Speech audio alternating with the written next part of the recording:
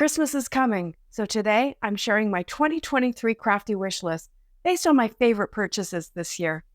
These aren't really in any order other than the order I used them in, so let's start with these little Lindy's shakers. These are watercolor powders with shimmer in them, and they have a little shaker lid that allows you to sprinkle them on your work surface rather than dumping them. They come in lots of colors, but today I'm looking to make a bluey green panel. I like to tape off an area on my glass mat slightly bigger than a full piece of cardstock. This helps to contain the powders a little bit, and it makes it easy for me to visualize, but you can do this on a big gel plate if you want. I spritz lots of water over the powders and add a little more in the areas where it's still clear. I see already that this is going to be a little bluer than I was going for, but I'll fix that in a minute.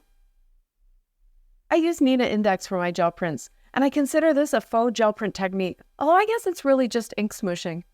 This paper is heavier than printer paper, but not quite as heavy as cardstock, and it's pretty absorbent, and it gives beautiful, dreamy results for this technique.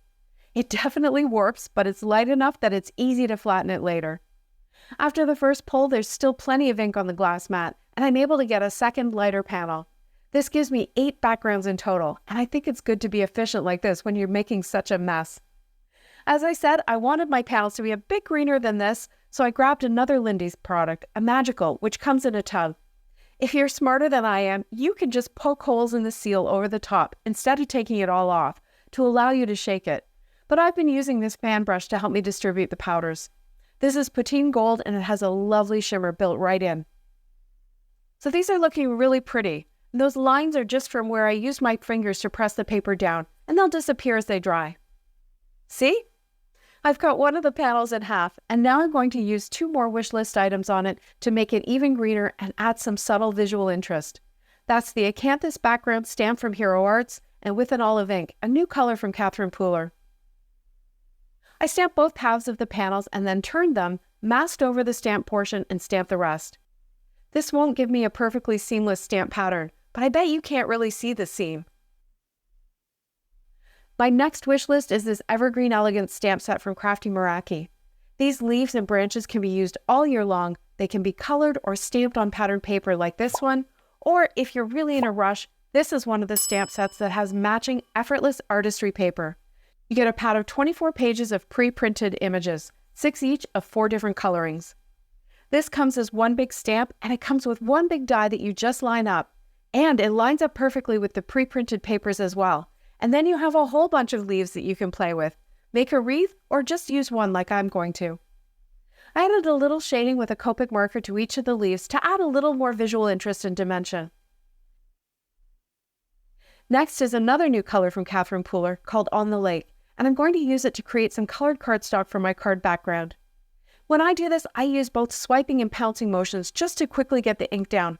I don't worry about how smooth it is, and you can see that it's not smooth at all, because as it dries, it smooths out. Here's one I did before, and I want to use another wish list item, the Origami Folds 3D embossing folder from Spellbinders, to add some texture. I love the geometric pattern of this, and Spellbinders folders are 6 by 9 inches, which gives you options for placement of the pattern onto your panel. Here's my inked blue panel all smoothed out. My next wish list item is these new script and print word die sets from Waffle Flower. I have Merry Christmas, Happy Birthday, and Thank You. There are 8 dies in each set, 2 words and 2 shadows in print and also in script.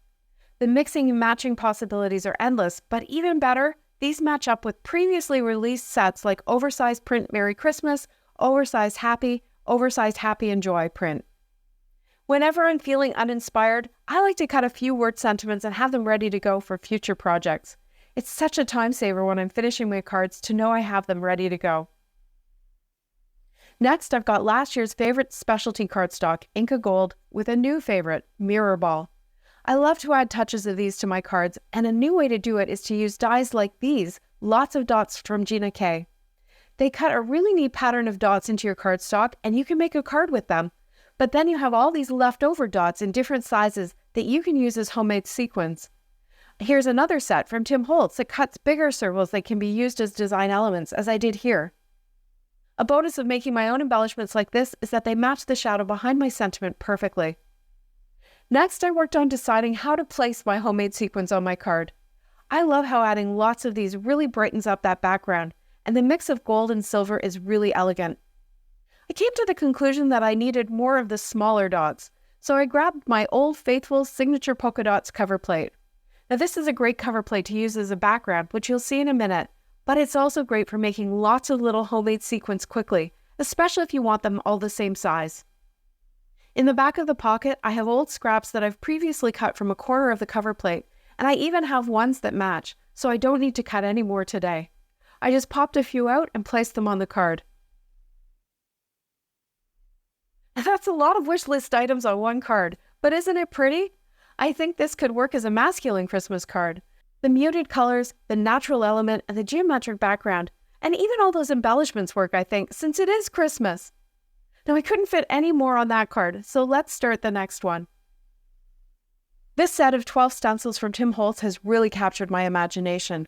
Not only can you use them as intended, but there's lots of basic shapes here that can be used in unexpected ways.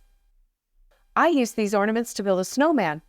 Because the stencils are small, you may want to do some masking to ensure you don't get ink in places you don't want it.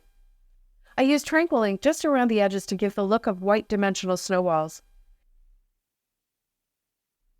Then I used the ribbon from the present stencil and some rock and red ink to make a scarf. I just masked off one end of the ribbon to give him a better fit. Next, these two little dots from the stocking stencil work as his eyes. This time I masked right up close because I definitely don't want any stray black ink on his face. When I looked for a carrot, I found one of the rays from the candle stencil, and I should have changed that mask because the black ink was still a little wet, and that gave me some unintended dimension on my carrot nose. Then I went back to the stocking for his mouth. This shape is the toe of the stocking, I think, but it makes a really fun mouth and gives a look that reminded me of this other stamp set that Tim released this year. I masked over the carrot so that the mouth wasn't too far down the head. Oh, I think he's so cute. I grabbed the little snowflake star things from the present stencil and I added a little flurry of snowflakes around my guy. I trimmed him down with one of my other favorites, these eyelet rectangle dies from Pretty Pink Posh.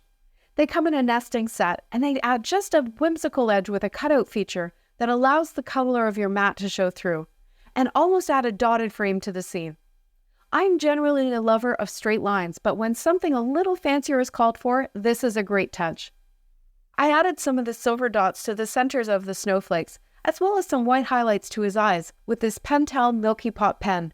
If you've ever had problems with a white gel pen, I can't recommend this one enough. As a finishing touch, I pulled out another wish list item. These are the mini messages stamp sets from Mama Elephant. They have tiny sentiments in a classic typewriter font, and they're perfect when you've got a lot going on, but you just want to add a sentiment. There's a Christmas version and a year-round version, and they come in really handy. Okay, next is this Waffle Flower Christmas Postage Layering Stencil Set. I know, you all have it already, but did you ever think about using it like this? I just want to use that Nordic snowflake panel, and I want a few of them, so I figured out where it would sit if I put the stencils in the corner of my MISTI, and then I taped another corner around it so I could use a square piece of cardstock and turn it to get 4 little rectangle panels. I used a color combination of 2 grays and red. These 2 grays are also new from Catherine Pooler this year, and I especially love the Pebble, which is super light. The other one is Slate, which is a deep cool gray, and it's a great contrast. When I had 6 of the little snowflake panels done, I cut them with a circle die and then backed them with a larger circle I had covered with red ink. Then, to make a grid of 9, I simply cut 3 of them in half and placed them on the edges of a panel I had inked with that Pebble ink, and I put one of the big waffle flower words in the center. So this grid of 9 is actually a card-making illusion since I only used 5 of my snowflake circles. My next wish list item is an old classic that I've been using in a new way. It's this pinstripe background stamp from Altenew, but rather than stamping a whole background, I've been pressing my sentiments onto it once it's inked in a slightly darker color. This gives a really whimsical feel to the die cut. I decided to use my last snowflake circle as the O in this Joy die cut, but it was just a little too big to fit. No worries, I cut the Joy word down the center and spread it apart until it did fit, and that's another card-making illusion. I added it to a square card that had a slate panel cut from that signature polka dot cover plate, which is a classic pattern that can be used at any time of year. Okay, final card, last few items, starting with this Mandala Circle die set from Paper Rose. It has two pieces that you can use together or separately to get lots of looks, and there's a lot of ways to use it.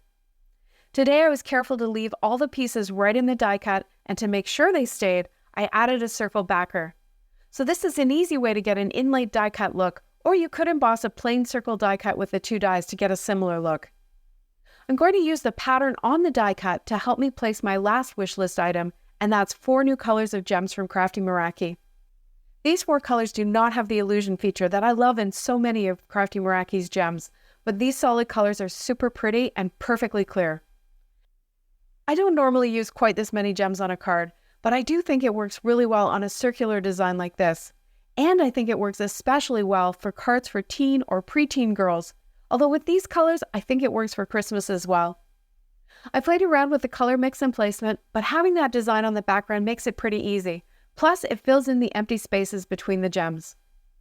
I backed the mandala onto another panel of cardstock I'd used the pebble ink with, and I didn't want to add a sentiment and disrupt the pattern, but you could easily leave that center circle die cut out and put your sentiment there if you wanted. Oh, one last item, or 2 I guess. You heard me talk about it before, and I'm sure you've seen me use this combination of a turntable with a grip mat on top. It makes it so much easier to turn my cardstock to keep ink blending and coloring comfortable.